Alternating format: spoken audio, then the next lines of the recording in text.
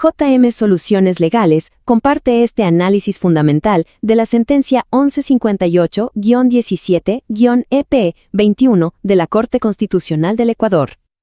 Bueno, vamos a meternos de lleno en esto. Hoy vamos a desglosar una sentencia que de verdad marcó un antes y un después en la justicia de Ecuador, la 1158-17-EP-21.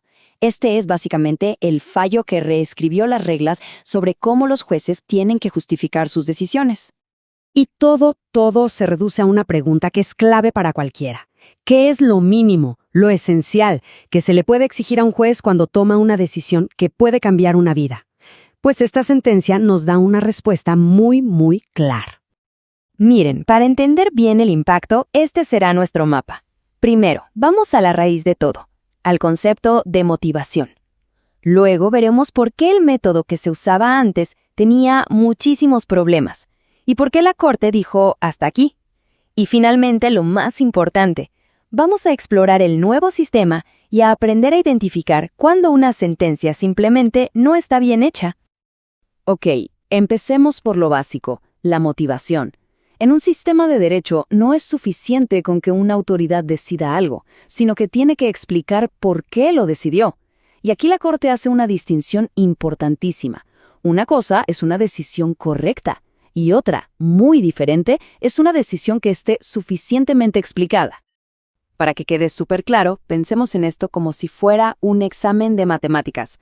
La motivación correcta es sacar la nota perfecta, el 10. Es el ideal, ¿no? Pero la motivación suficiente es como cuando el profesor exige que se muestre todo el procedimiento, todos los cálculos. A lo mejor hay un error al final, en la suma, pero se puede ver todo el razonamiento. La Constitución no garantiza que la decisión de un juez sea perfecta, pero sí exige que nos muestre sus cálculos. Y es eso, precisamente, lo que permite poder defenderse. Antes de esta sentencia, la Corte usaba una especie de fórmula, un test de motivación, para ver si las decisiones de los jueces estaban bien. Pero, como ya vamos a ver, este test estaba lleno de problemas. Este test tenía 3 pasos que a primera vista suenan bastante bien: razonabilidad, lógica y comprensibilidad. O sea, se miraba si se usaron las leyes adecuadas, si el argumento tenía sentido de principio a fin y si cualquiera podía entender lo que se decía. En el papel, perfecto, pero en la práctica fue un desastre. Generó una confusión tremenda.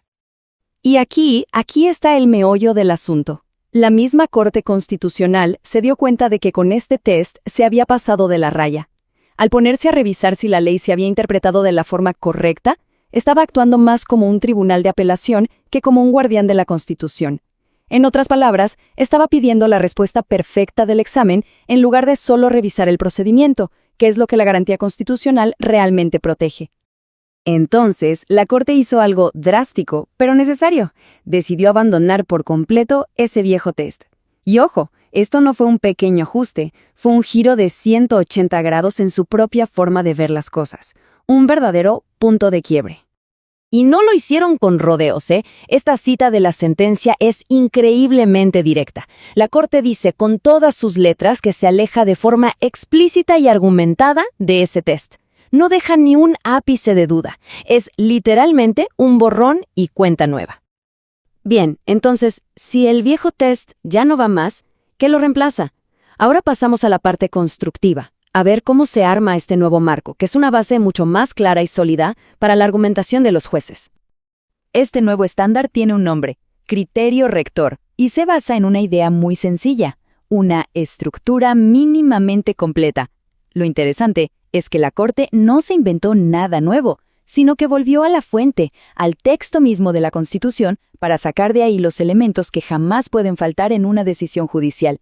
Y esta estructura mínima se apoya en 2 pilares, 2 patas de la mesa que no pueden faltar. La primera, la fundamentación normativa. El juez tiene que explicar qué leyes está usando y por qué aplican a este caso en particular. La segunda, la fundamentación fáctica. Tiene que contar qué hechos quedaron demostrados y cómo llegó a esa conclusión a partir de las pruebas. Es la mezcla perfecta entre qué dice la ley y qué pasó en la vida real. Sin esas 2 cosas, el razonamiento está incompleto. ¡Perfecto! Ya tenemos la nueva regla del juego. Ahora, la pregunta del millón. ¿Cómo nos damos cuenta cuando un juez no la cumple? Pues la Corte también nos dio una especie de guía práctica, una nueva forma de clasificar los errores para que sea más fácil detectar una falla de motivación. Básicamente hay 3 niveles de problemas. El más obvio es la inexistencia, o sea, el juez no dio ninguna explicación. Luego está la insuficiencia. Sí, hay algo escrito, pero es tan pobre, tan vago, que no llega al mínimo. Y el más engañoso, el más peligroso, es la apariencia. A simple vista parece que la sentencia está bien motivada, pero si se rasca un poquito la superficie, te das cuenta de que el razonamiento está viciado. Dentro de esas motivaciones que solo parecen estar bien, el primer vicio es la incoherencia. Esto pasa cuando el juez dice una cosa en la página 5 y todo lo contrario en la página 10. O peor, cuando todo su análisis apunta a que la respuesta es A, pero al final, sin ninguna explicación, decide B.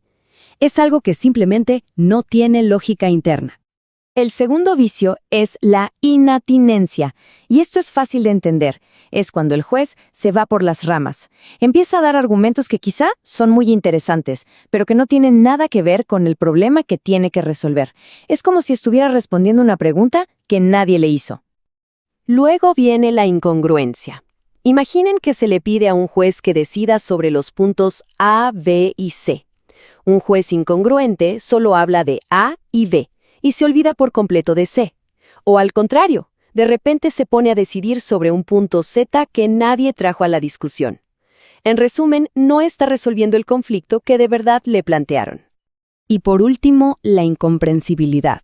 Este es el caso extremo, cuando la sentencia está escrita de una forma tan confusa, tan enredada, que de verdad es imposible entender qué quiso decir el juez. Y seamos claros, si no se puede entender, no puede considerarse una motivación válida. Punto. Después de todo este recorrido un poco técnico, llegamos a la pregunta final y quizá la más importante de todas. ¿Y todo esto por qué nos debería importar? ¿Cuál es el impacto de esta sentencia en el mundo real? La clave es esta. Esta sentencia es una herramienta ciudadana súper poderosa. Al exigir que las decisiones estén bien explicadas, se fortalece el derecho a la defensa de todos. Se acabó el decido esto porque soy la autoridad. Ahora hay una obligación de mostrar el razonamiento, y eso permite entender, y si hace falta, cuestionar con argumentos sólidos una decisión que afecta a una persona. Es, sin duda, un paso de gigante hacia una justicia mucho más transparente. Y cerramos con una pregunta para pensar. Ahora que las reglas están más claras, que se sabe cuál es la estructura mínima de una decisión y cuáles son los errores que la anulan, la gran pregunta es, ¿cómo podemos usar este conocimiento para defender un derecho de una manera mucho más efectiva? No olviden seguirnos, darle me gusta y sobre todo compartir este contenido. Así más personas podrán conocer cómo ejercer este derecho que es fundamental. JM Soluciones Legales, donde la práctica jurídica evoluciona.